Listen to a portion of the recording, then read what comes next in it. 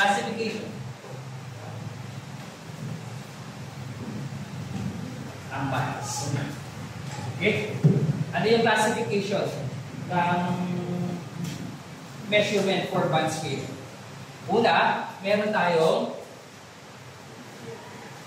yung FBPL. Okay? Yung fair value designated through profit or loss.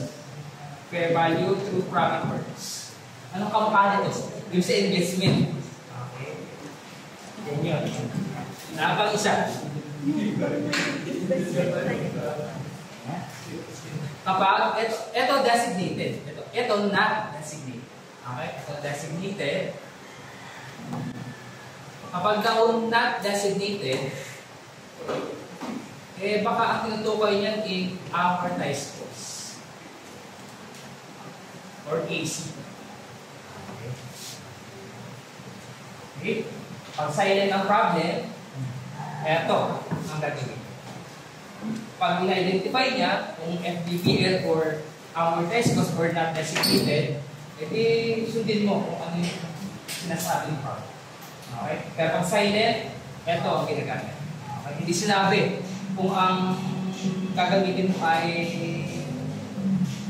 FBPL or amortized cost. Eto. Okay? Pero pag sinabi FBPL, FBPL.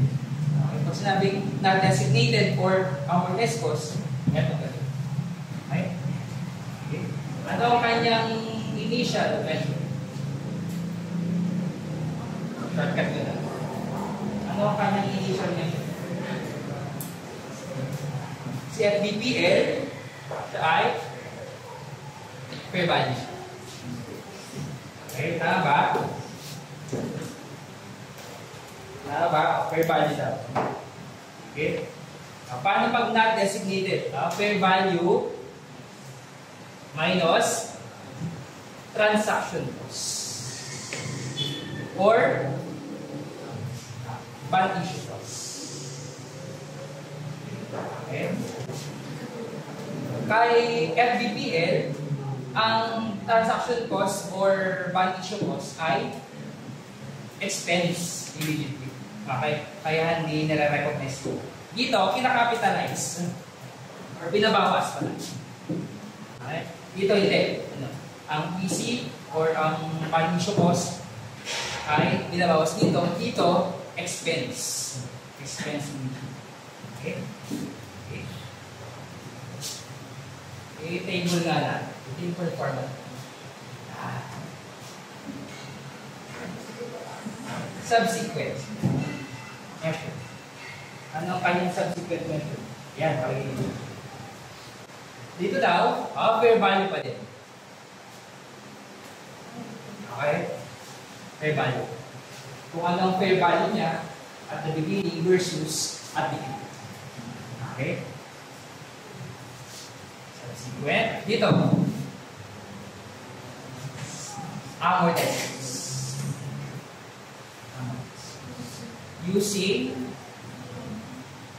effective interest method daw yan.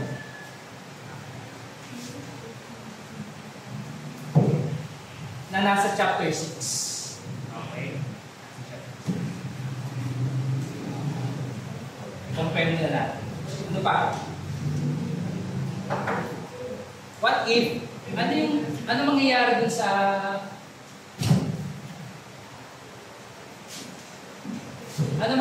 sa changes in fair value?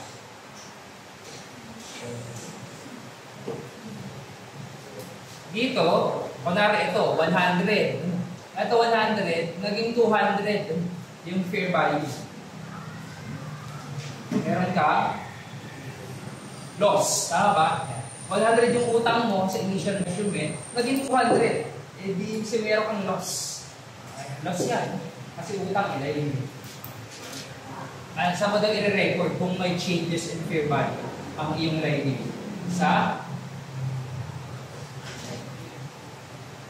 P&L, profit or loss. Okay? Sa basic income statement. Okay?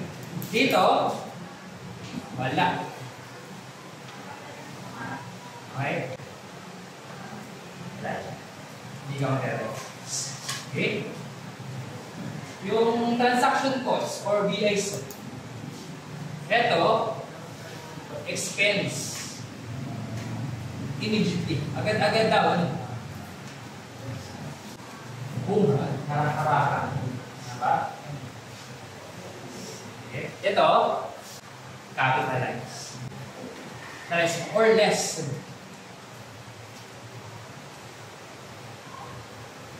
Bawas mo yung transaction. Transaction cost or balance sheets. Okay? Pa. Okay, differentiate na natin. Amortization. Dito, hindi ito nag-amortize. Okay? Hindi nag-amortize. Dito, ito, nag-amortize. Okay?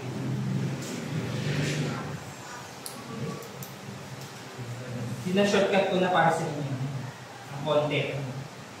Babasahin pa na natin ng konti. Okay? Tapos, yung interest. Yung interest component.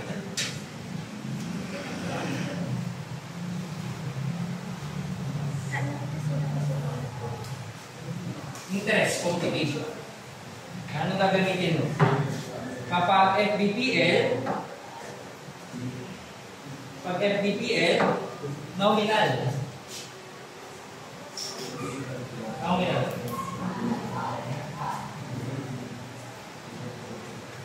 Ibig sabihin, stated. Nominal or stated. Only nasa papel. Okay? Kapag amortized cost, effective, interest, okay. Okay?